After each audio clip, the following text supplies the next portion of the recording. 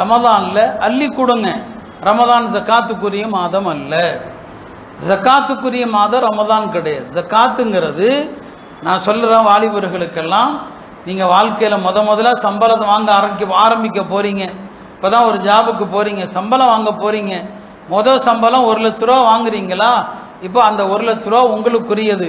நீங்கள் இப்போ மார்க்க நிர்ணயித்து ஜக்காத்து கடமையாகிற அளவு 612 கிராம் வெள்ளி. 612 கிராம் வெள்ளியினுடைய இன்றைய மதிப்பு எனக்கு இப்போ சரியா நான் கணக்கு போட்டு வரல, பொதுவாக வருவேன், இன்னைக்கு மறந்துட்டேன். இன்றைய மதிப்பை பாருங்க, அது ஒரு 60,000 70,000 இருக்கும். இந்த அளவுக்கு முதல்ல ஒருத்தன் கையில் பணம் எப்போ வருதோ அவன் நிசாப், மார்க்கம் நிர்ணயித்த உச்சவரம்பை அடைந்து விட்டார். நீங்க சம்பளம் என்னைக்கு வாங்குறீங்களோ அதுதான் உங்களுக்கு ஜக்காத்து கடமையாகிற மாதம். அது துல்ஹஜ்ஜா இருக்கலாம், முஹர்ரமா இருக்கலாம், ஆங்கில மாதம் கணக்கல்ல.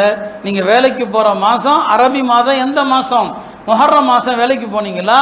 முஹர்ரம் மாசம் நீங்க வாங்கின சம்பளம் இருக்கு பாருங்க, அந்த சம்பள தேதியை குறிச்சு வைங்க.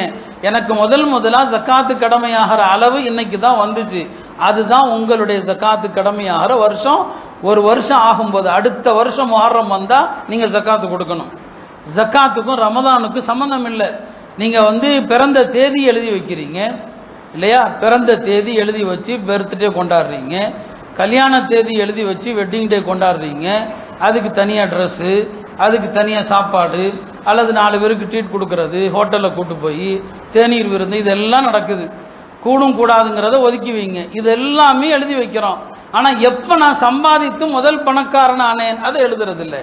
நீங்கள் முதல் சம்பாத்தியம் பணக்கார வருமானம் மார்க்கம் நிர்ணயித்திருக்கிற பணக்காரர்.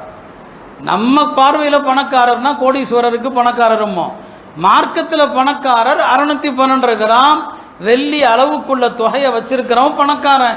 வாலிபர்கள் முதல்ல எவ்வளோ நீங்கள் 1 லட்ச ரூபா சம்பளம் வாங்கினீங்களோ பணக்காரர் ஆயிட்டீங்க.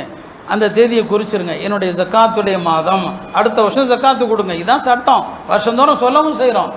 யார் சொன்னாங்க? எந்த சட்டத்தில் இருக்குது ரமதானில் ஜக்காத்து கொடுக்க சொல்லி? ஜக்காத்து கடமையாகிறது முஹர்ரம்னா, முஹர்ரம்ல ஜக்காத்து கொடுக்காம ரமதான் வரைக்கும் நீங்க பிற்படுத்தினீங்கன்னா 8 மாசம் பிற்படுத்தினா பாவியா போயிடுவீங்க.